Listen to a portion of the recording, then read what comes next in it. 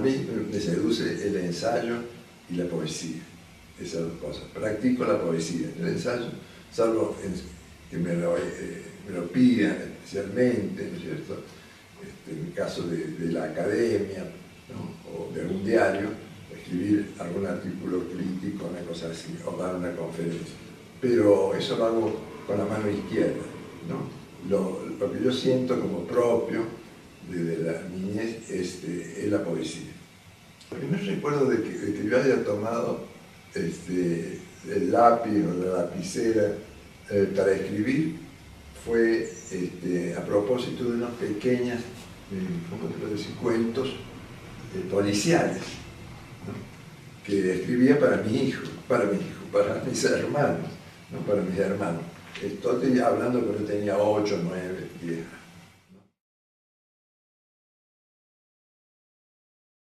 Llamo a las palabras como a los pájaros en el jardín, ofreciéndoles agua y pan de un silencio que se parece a mi vida. Ellas vendrán, si vienen, a decir su aleteo, su trino alegre o lúgubre en torno a mi mano, para que yo sepa, de verdad, escuchándola, cuál ha sido la ofrenda. Así que el poeta no sabe qué es lo que ha dicho, ¿no? Y por eso la poesía es revelación de la vida, ¿no? No sé, llegan las palabras y le van diciendo al poeta qué es lo que él ha querido decir, ¿no?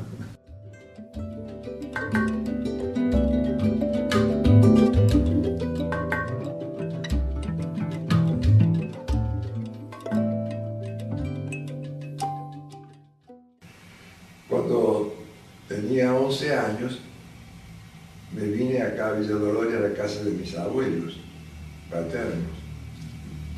Mi padre y mis hermanos quedaron en la ambulancia. Y yo creo que el haber sido arrancado un poco del seno familiar, aunque haya estado con el abuelo, me hizo surgir los primeros versos. Creo que fue entonces cuando a los 12 años que yo comencé a escribir, ¿no? Sin duda, versos dictados por la soledad o por el apartamiento del núcleo familiar, ¿no? Y sobre temas diversos todos, ¿no? Como puede escribir un chico, impresiones, ¿no? Que se publicaban en una revista que editábamos los alumnos de la escuela normal, se llamaba El Normalista. A los 12 años empecé a escribir, pero hay que tener en cuenta otras circunstancias, no solamente ese desarraigo del núcleo familiar, que un pariente de mi madre, un primo hermano de mi madre, era poeta, un poeta, el más grande poeta de la provincia de San Luis, según dicen sus comprovincianos, ¿no? De la generación del 40, Antonio Esteban Agüero, que vivía en Merlo. Y yo iba en los veranos, íbamos, mejor dicho, con mis hermanos a pasar los veranos en Merlo. Y allí iba y hablaba con Agüero, ¿no? Yo tendría 13 años más o menos, y él yo ya me sentía llamado por la poesía. Entonces él me decía, mira, tenés que leer esto, aquello. Además, de él aprendí, ¿cómo te podría decir? Vivir poéticamente el mundo. Y como murió en 1970, fue un golpe muy grande para mí, ¿no? Y representó con su muerte representó como algo emblemático, es decir, el abandono, la soledad, el olvido en que mueren muchas veces los poetas. Entonces, visitando la casa ya vacía, escribí un poema que se llama El pan de las abejas, que está dedicado a su memoria, y en el que entran también algunas circunstancias que se refieren al momento en que vivía el país. Ya estábamos ya con los golpes militares, ¿no? Así que hay como un telón de fondo sobre que está en ese poema. El pan de las abejas, la miel de todos, sopla el tiempo sobre la galería de tu casa. Nadie, sino la luz sorda, vacía, entre pilares rotos. Ni tu sombra, ni el rumor del poema. El agua con racimos y la luz con abejas, dijiste. Patio sin par, seco aljibe. Ayer la madre pasa con un plato de miel. He visto las colmenas devastadas y en el aire de marzo, espacio azul, el humo que subía desde los manales. He visto al hombre enmascarado, los torpes guantes y el pueblo de la brisa y de la flor, gota a gota, los pequeños cadáveres. He visto al sapo gordo, saciado de saqueo. Sopla el tiempo desde la fresca sombra de las parras, los cántaros, las flores, el temblor y la luz de las abejas. Oigo tu voz, un niño pasa con un plato de miel. He visto las colmenas devastadas, el humo por el aire de marzo, y he visto entre las ruinas y la sombra el pan hecho de sol.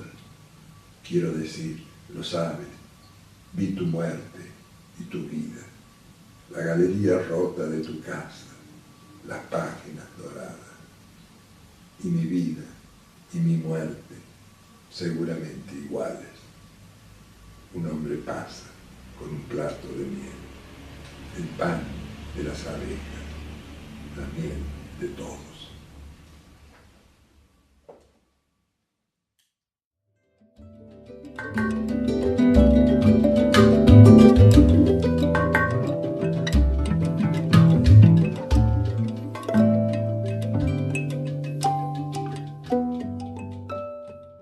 Para mí es importante que en el poema esté la vibración del tiempo.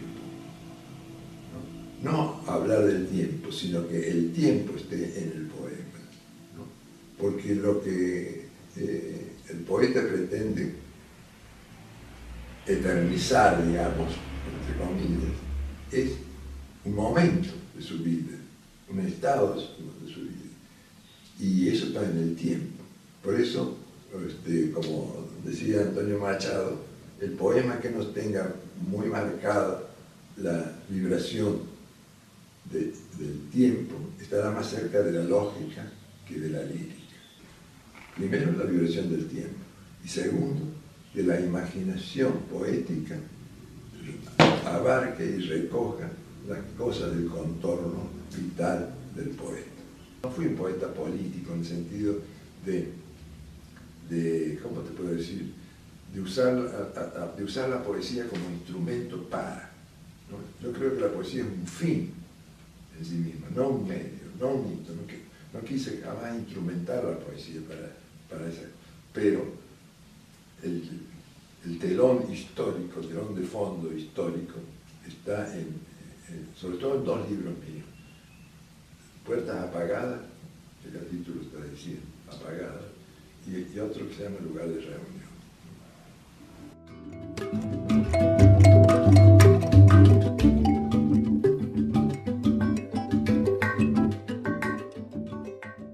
Tengo muchos poemas que son, a mi modo de ver, los más propios, ¿no?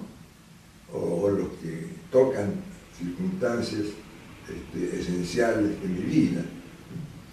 Pero elegir uno entre todos, ¿no? El público, es decir, el público lector, que son muy pocos los de poesía, ¿no es cierto? Porque no se lee mucha poesía, se escribe muchísima y no se lee casi nada, ¿no? Lo leen los poetas entre sí nada más. Han preferido el pan de las abejas.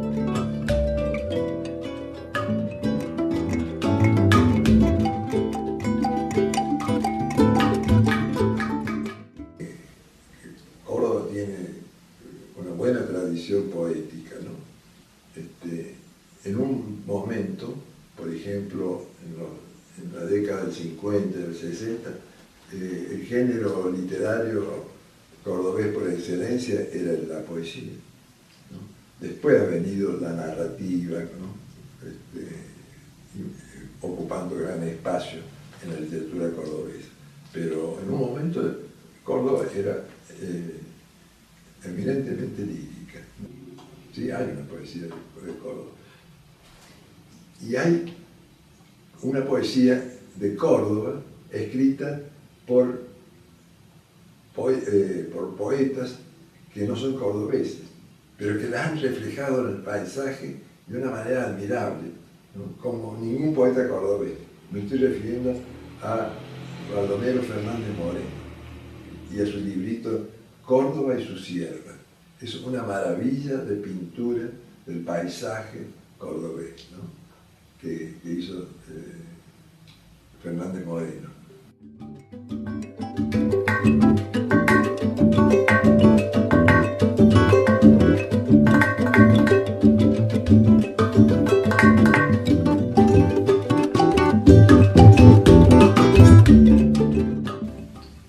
Alguien de pies descalzos sobre el amor y la muerte.